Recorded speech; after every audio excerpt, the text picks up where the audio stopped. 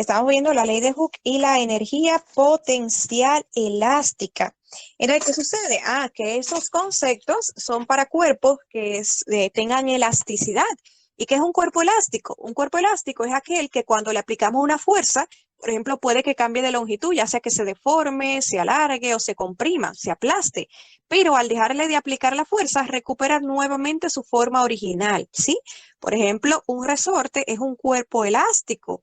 Porque si un resorte le aplicamos una fuerza, ¿qué va a hacer el resorte? Que si le aplicamos una fuerza, ¿verdad? Como extendiéndolo, el resorte se va a alargar. Pero también si intentamos aplastar el resorte, ¿verdad? Él se va a encoger y se va a poner más pequeñito. Sin embargo, si le dejamos de aplicar la fuerza, va a recuperar su forma original, ¿de acuerdo? Entonces, por eso, un resorte, que también se le llama muelle, es un cuerpo elástico. Entonces, ¿qué ha demostrado Hooke?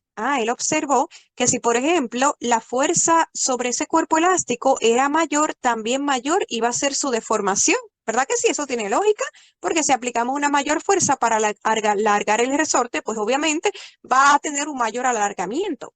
Entonces, ¿qué sucede? Que esta relación no es solamente decir, ya, aumenta la fuerza, aumenta la deformación, sino que él estableció que si una aumenta, la otra aumenta, pero en la misma proporción. Es decir, que si la fuerza se duplicaba, pues también la deformación se duplicaba. Entonces, si tiene una proporcionalidad directa, eso significa que si dividimos esas dos variables, nos va a dar igual a una constante, ¿verdad que sí? Entonces, esa es la ley de Hooke, ¿ven? Esta es la ley de Hooke, que nos dice que la fuerza entre la deformación es igual a una constante, que en este caso es la constante elástica. O sea, esa K equivale a la constante elástica del resorte. Y ahí, pues la X representa la deformación. ¿De acuerdo? La deformación. Entonces, vamos a ver. ¿Y qué es la deformación? La deformación lo que nos indica es un cambio de longitud.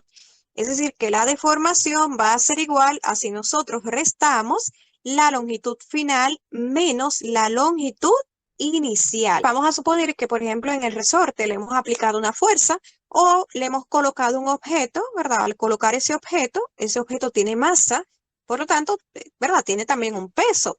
Entonces, el peso de ese objeto va a ser la fuerza que le va a ejercer, ¿verdad? El peso de ese objeto va a ser quien le haga la fuerza al resorte, ¿verdad? En este caso, hacia abajo. Va a ser que el resorte se alargue, ¿de acuerdo? Entonces, vamos a decir que inicialmente el resorte tenía, por ejemplo, una masa, tenía aquí una longitud de 2, vamos a ponerle de 10 centímetros, y que luego, cuando le colocamos ese objeto, el resorte adquirió una longitud de 15 centímetros. Yo voy a quitarle este cuadrito aquí, ¿verdad? Porque ahí primero no tenía nada, entonces el resorte al inicio tenía una longitud de 10 centímetros, pero luego al colocarle este objeto, acá que puse como una caja roja, pues el peso de ese objeto le hizo una fuerza al resorte que lo hizo extender hasta 15 centímetros. Entonces queremos saber cuál es la constante elástica, ¿verdad? Que tiene ese resorte. Entonces, ¿qué acabamos de decir? Vamos a ponerlo aquí arriba. Que en un cuerpo elástico, pues se cumple la ley de Hooke. ¿Y qué es la ley de Hooke? Acabamos de decir que la ley de Hooke nos indica una relación directa entre la fuerza y la deformación. O sea, la ley de Hooke lo que nos dice es que la constante elástica del resorte, entonces va a ser igual a la fuerza entre la deformación. Y vamos a decir que, por ejemplo, la masa de ese bloque, voy a decir que la masa de ese bloque, vamos a verla aquí, que la masa de ese bloque es igual a 2 kilogramos. ¿De acuerdo? Entonces vamos a ver. Ok, la constante elástica del resorte, ¿verdad? La constante de proporcionalidad del resorte es igual a fuerza entre deformación. Pero vamos a ver, ¿qué acabo de decir que era la fuerza? O sea, ¿a qué correspondía la fuerza? Si yo coloqué ese objeto ahí y vemos que el resorte se alargó, ¿cuál es la fuerza que está actuando sobre ese resorte?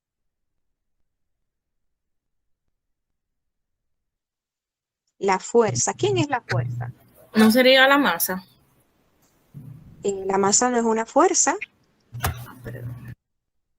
sería el peso de esa masa, ¿verdad que sí? O sea, es ese objeto, esa masa que está ejerciendo la fuerza, pero es el peso de ese objeto, porque el peso sí es una fuerza. El peso de esa masa es quien está ejerciendo la fuerza. Entonces, en este caso, pues la fuerza va a ser el peso de ese objeto, ¿verdad? Y el peso de un objeto, ¿cómo lo buscamos? Lo buscamos fácilmente a partir de la masa, porque el peso, que lo voy a representar con W, es igual a la masa por la gravedad. ¿De acuerdo?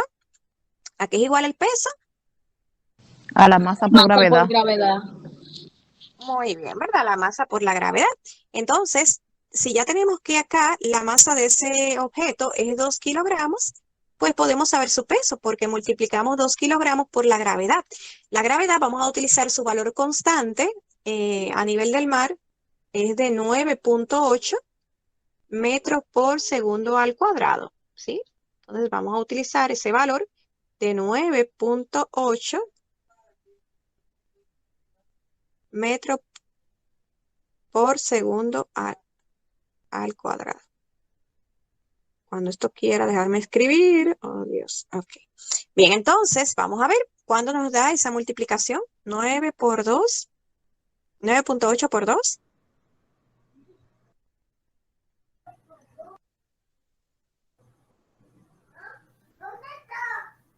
19.6.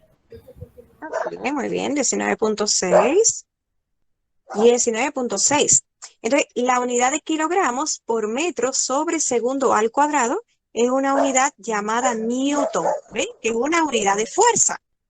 Entonces ya tenemos la fuerza que está recibiendo ese resorte. Ya sabemos cuál es el valor acá de nuestra F, de nuestra fuerza. Pero ahora necesitamos saber cuál es el valor de nuestra deformación. Entonces, ¿a qué es igual la deformación? ¿Qué quiere decir deformación? Quiere decir un cambio de longitud. Es decir, que la deformación va a ser igual a la longitud final menos la longitud inicial. La longitud final del resorte, vemos que es 15 centímetros, menos la longitud inicial que tenía, que era 10. Entonces tenemos 15 menos 10 centímetros. Es decir, la deformación es qué tanto se alargó en este caso o qué tanto se comprime en un resorte. ¿Ven? Por ejemplo, si tenía 10 centímetros y luego 15, pues ¿qué fue lo que se deformó? Se deformó este pedacito acá. ¿Ven? Ese pedacito fue que se alargó. Entonces, si a 15 centímetros le quitamos estos 10 centímetros, que era la longitud que medía el resorte, pues nos va a quedar este pedacito acá que vale 5, ¿ven? Entonces, esto fue lo que se deformó el resorte. O sea, que corresponde a la partecita que se alargó. Por eso se le llama deformación, porque se deformó, ¿verdad? Esta partecita no correspondía a su longitud, pero ahora se alargó, se le agregó esta parte alargada. ¿Sí? Se deformó.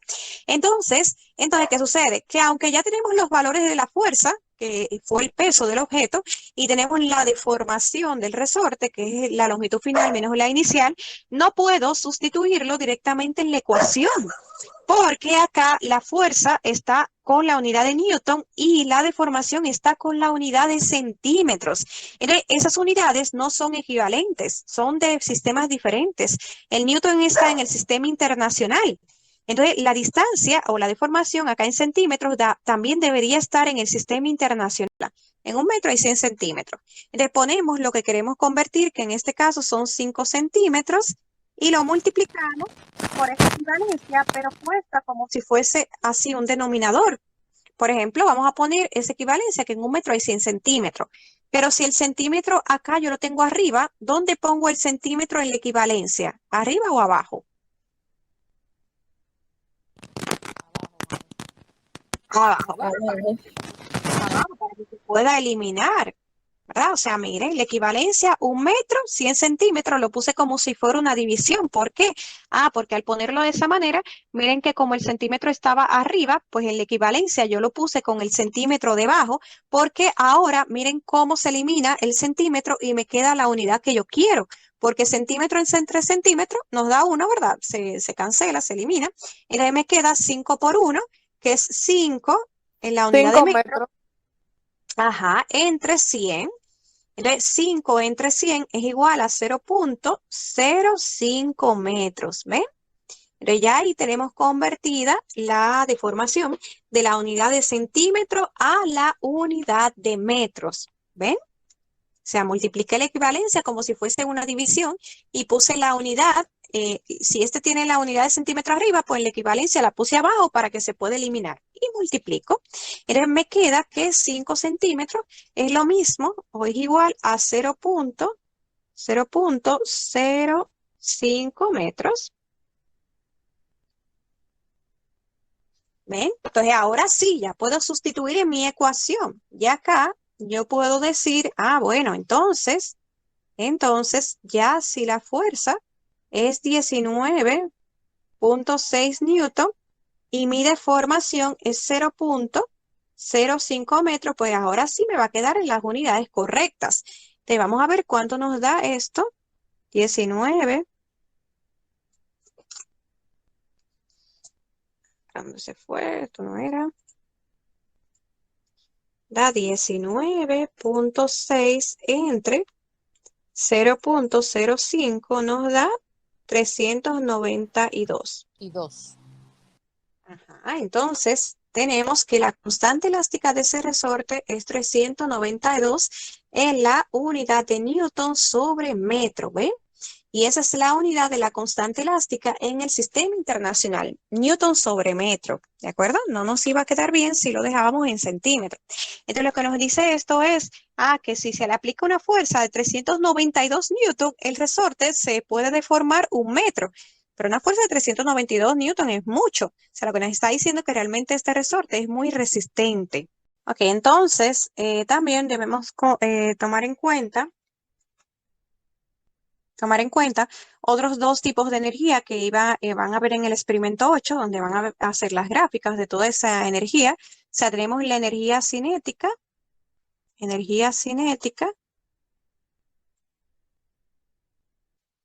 Esta nos dice, a veces se representa con la letra K o simplemente así, con la inicial EC de energía cinética. Esta es un medio de la masa por la rapidez al cuadrado, mientras que la energía gravitatoria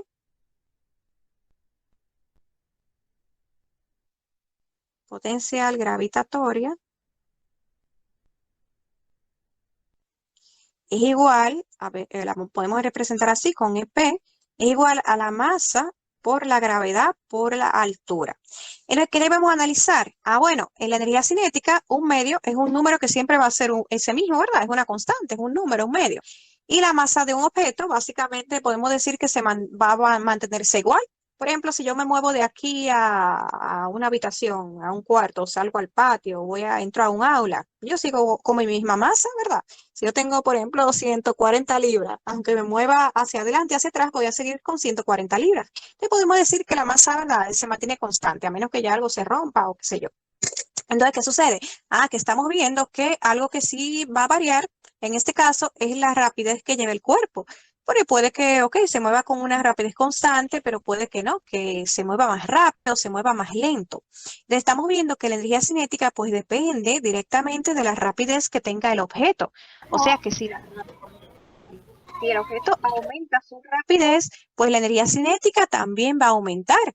Porque si acá el valor de la rapidez es 2, pues, va a dar una energía cinética, pero si la velocidad es 4, pues esta multiplicación va a dar mayor. Entonces, mientras mayor sea la velocidad que lleve un objeto, pues mayor va a ser su energía cinética. Y mientras menor sea su velocidad, pues menor va a ser su energía cinética. Sin embargo, si un objeto no se está moviendo, está en reposo, ¿ustedes creen que va a tener energía cinética? Un objeto que esté en reposo. No, No, ¿verdad que no? Porque si está en reposo, su velocidad va a ser 0 Entonces, si su velocidad es cero, vamos a ver que la energía cinética pues también es cero, ¿de acuerdo? Entonces, la energía cinética pues depende de la rapidez que lleve un objeto, del valor numérico de la velocidad. Mientras que la energía potencial gravitatoria es igual a la masa por la gravedad por la altura. Pero si estamos ¿verdad? En un lugar determinado a nivel del mar o inclusive a cualquier otra altura, pues podemos utilizar la gravedad como constante. Entonces, de igual manera, pues vamos a tener la masa del objeto que va a permanecer, a menos que se rompa, ¿verdad? O algo por el estilo, va a mantenerse igual. Sin embargo, el objeto puede ganar altura o perder altura. Por ejemplo, podemos subir una montaña o podemos bajar hacia un pozo. Entonces, en ambos casos, si estamos cambiando la altura, pues con eso vamos a cambiar la energía potencial gravitatoria. ¿De acuerdo? Porque estamos viendo que entonces, voy a ponerle aquí el índice de energía potencial gravitatoria, porque estamos viendo entonces que si tenemos una mayor altura, mientras más elevado estemos, pues acá este valor nos va a dar más alto. O sea, mientras mayor sea la altura, mayor va a ser la energía potencial gravitatoria. Mientras que si la altura disminuye, pues la energía potencial gravitatoria también va a disminuir. ¿De acuerdo? Por eso, pues de eso depende la energía potencial cinética de la velocidad, mientras que la energía potencial gravitatoria depende de la altura. Mientras que la energía potencial elástica, que es la que tiene un cuerpo deformado, como vimos por el caso del resorte, pues vemos que depende de la deformación. O sea, si el resorte no está deformado, pues esto aquí sería cero y por lo tanto no tuviese energía potencial elástica. ¿Ven? Bien, entonces finalmente también tenemos que repasar lo que es la fuerza de empuje. Esta ya se evidencia en un objeto dentro de un fluido, generalmente en el agua, más que en el mismo aire. Por ejemplo, la fuerza de empuje vamos a representarla con la letra E. Entonces vamos a decir que tenemos acá, por ejemplo, tenemos un objeto, ¿no? Tenemos un objeto y vamos a decir que ese objeto fuera del agua tiene un peso de, por ejemplo, decir que, o sea, vamos a decir que su peso fuera del agua es de, por ejemplo, 10 newton. Sin embargo, cuando ese mismo objeto se introduce al agua, el peso de ese objeto vemos que va a estar disminuido. O sea, vamos a ver que dentro del agua, el peso de ese mismo objeto ahora es de solo, por ejemplo, 8 newton. ¿De acuerdo? Eso es porque es como que el agua nos está ayudando a levantar el objeto. O sea, el agua, a todo objeto que está sumergido en el agua le ejerce una fuerza ascendente que es igual al peso del fluido desalojado. ¿De acuerdo? Por ejemplo, ese cuadrito ahí del objeto rojo desplazó este cuadrito de agua. Entonces, el peso que tenía ese cuadrito de agua va a ejercerle una fuerza hacia arriba a ese objeto. Entonces, si le está ejerciendo una fuerza hacia arriba, pues dentro del agua el peso es como que va a estar más ligero, ¿verdad? Va a pesar menos. Por eso dentro de una piscina es más fácil que ustedes carguen a otra persona, ¿verdad que sí? Porque la van a sentir más liviana. Si están en una piscina, ustedes van a ver que pueden cargar a una persona más pesada que ustedes con mayor facilidad, porque dentro del agua, pues es como que el agua también le está ayudando a cargar a esa persona, ¿sí? Entonces, esto quiere decir que dentro del agua vamos a tener un peso que no es el real, por eso se le llama peso aparente. ¿De acuerdo? Vamos a ponerle así con la inicial PA, peso aparente, mientras que fuera del agua sí vamos a tener nuestro peso real, ¿sí? Entonces, ¿qué sucede? Que para encontrar esa fuerza de empuje, que la voy a denotar así con la letra E, vamos a ponerle fuerza de empuje, así FE, subíndice E de empuje, pues es igual a el peso real menos el peso aparente, ¿verdad? Porque como es la fuerza que está haciendo el agua, pues podemos saber cuál es si restamos el peso que teníamos fuera del agua menos el peso que teníamos dentro del agua. Y vamos a ver qué valor me daría la fuerza de empuje. 2. 2, muy bien, porque el peso real del objeto es 10 y dentro del agua vemos que es 8. Entonces, 10 menos 8 es igual a 2. ¿Ven? Entonces, ya sabemos que el agua pues estaba ejerciendo una fuerza de empuje de 2 newton. ¿Sí? Sin embargo, ¿qué sucede? Que también hay otra forma de nosotros saber cuál es esa misma fuerza de empuje. La fuerza de empuje también es igual a la densidad por la gravedad por el volumen. Eso lo podemos demostrar a partir de tomar en cuenta que la densidad es masa entre volumen y pues también tomando en cuenta el peso del cuerpo. Entonces llegaríamos a la conclusión de que la fuerza de empuje pues es la densidad que tiene el líquido, o en este caso el agua, por la gravedad por el volumen, ¿sí? Del objeto, o sea, o el volumen desplazado del agua. Entonces, bueno, si está dentro del agua, pues, por ejemplo, la fuerza de empuje podría ser igual a la densidad del agua, ¿verdad? Que es de 1000 kilogramos sobre metro cúbico. Entonces, eso lo multiplicamos, multiplicarlo por la gravedad, que ya dijimos que es 9.8 en la unidad de metro sobre segundo al cuadrado. Vamos a decir, bueno, el cuadrito, déjenme hacer un despeje para que nos quede lo mismo, para saber cuál debería ser el volumen. O sea, esto es para que vean que quedaría lo mismo. A ver, entre... Okay, bueno, bastante pequeñito. Acá está el volumen, debería ser 0.0002 metros cúbicos. ¿De acuerdo? Bien, entonces, también ven que podemos calcular la fuerza de empuje si sabemos la densidad del líquido en donde está sumergido el objeto, la gravedad, que la podemos utilizar como constante, y sabemos el volumen del cuerpo. Entonces, miren, si multiplicamos, a multiplicar 1000 por 9.8, aquí,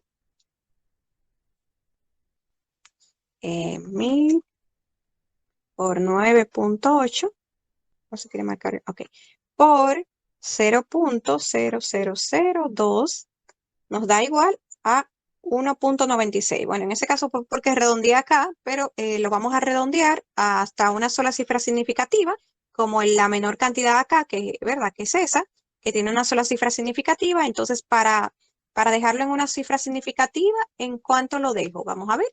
Si me dio 1.596 y yo lo quiero dejar en una sola cifra significativa, ¿qué valor pongo? El 2. El 2, muy bien, porque una sola cifra significativa sería hasta donde está acá el 1, pero no puedo poner 1 y quitar lo demás. Tengo que fijarme que como el que sigue es 9, es mayor que 5 y por lo tanto al anterior le sumo 1. De redondeado debe ser 2, ¿ven?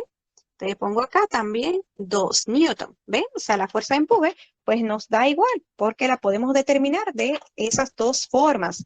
Yo sé el peso antes de entrar al agua y sé el peso que tuve después de entrar al agua. Pues la fuerza de empuje la puedo obtener restando ese peso real menos el peso aparente. El peso que tenía fuera del agua menos el peso que tuve dentro del agua.